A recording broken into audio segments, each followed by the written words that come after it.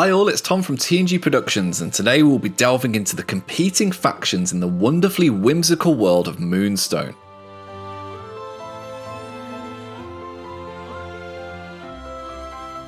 Unlike Dominion and Commonwealth, there's less of a focus on specific races in the Leshavult. Most troops within the faction tend to have more of a focus on synergies and combos. That being said, there are still some loose sub-factions which Leshavult can be collected and played as. Firstly, the fauns and animals who zip around at impressive speeds, full of energy, and in contrast to this, the spirits and cultists who generally play a slower, methodical game, relying on arcane deck manipulation and other esoteric abilities and combos. Irrespective of the sub-faction in question, Leshavult models are generally very flimsy and have excellent energy manipulation.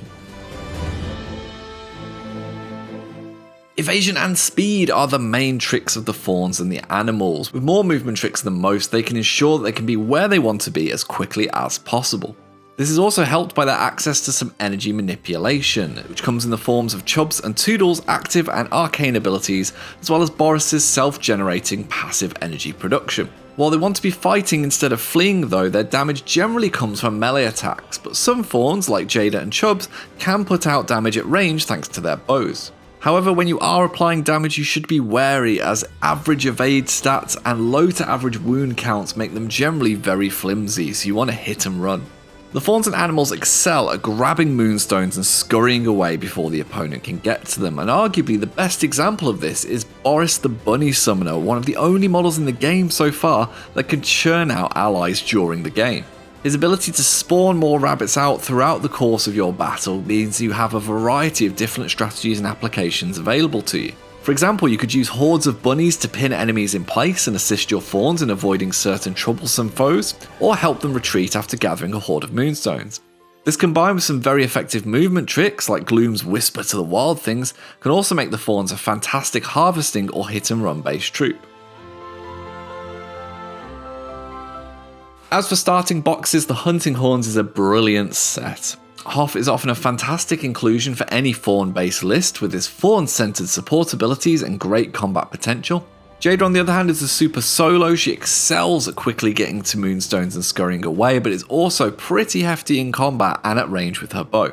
Finally, Toodles can heal injured models and bestow numerous other support abilities to friends and foes alike, and after this, the Wild Things box can be a great expansion with the support of Chubbs, the brutal combat of the Wendigo, and Gloom's movement madness. In contrast to the fauns and animals, the cultists and spirits are there to mess with your opponent. They are a cohesive mishmash of multiple types of weird and wonderful entities, such as covens of witches and forests of tree folk. These all boast their own playstyles but can mix together nicely to form weird and bizarre strategies and tactics.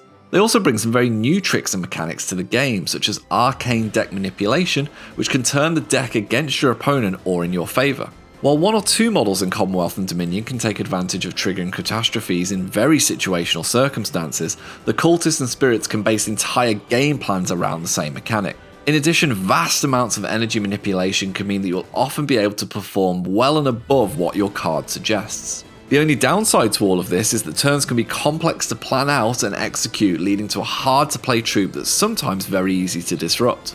As with fauns and animals, the cultists and spirits have their own very first in the game with a dual state model. Anya Bartle can use an active ability or her signature move to transform into a different model, completely changing her stats and playstyle. This, however, isn't super easy to do. With low wounds and no armor, Anya is likely to get very injured if she's trying to transform with her signature move alone. Similarly, using the active ability isn't perfectly straightforward, as she lacks the 4 energy she needs to use it. This is a theme amongst a lot of Leshavult models, so don't be confused if an ability costs more than what your card states. Lots of planning and finesse can therefore often be needed for cultists and spirit troops, but if you stack the energy in the right places, nothing can stop them. For a first box, the Curse can be a very good place to start. Compared to most other cultist and spirit models, the Curse is comparatively straightforward and varied. With the Beast, you have a fantastic melee monster, the Revenant is a great harvester, and Anya can use healing to keep everyone healthy. As well as this, if the Beast is slain, Anya and the Revenant can put out some damage and take some damage in melee as needed. After this, the fantastically named The End Is Nigh can be a great addition to this troop, whilst the same can also be said of the Witches. However, they are considerably harder to use and require a lot of practice to get right.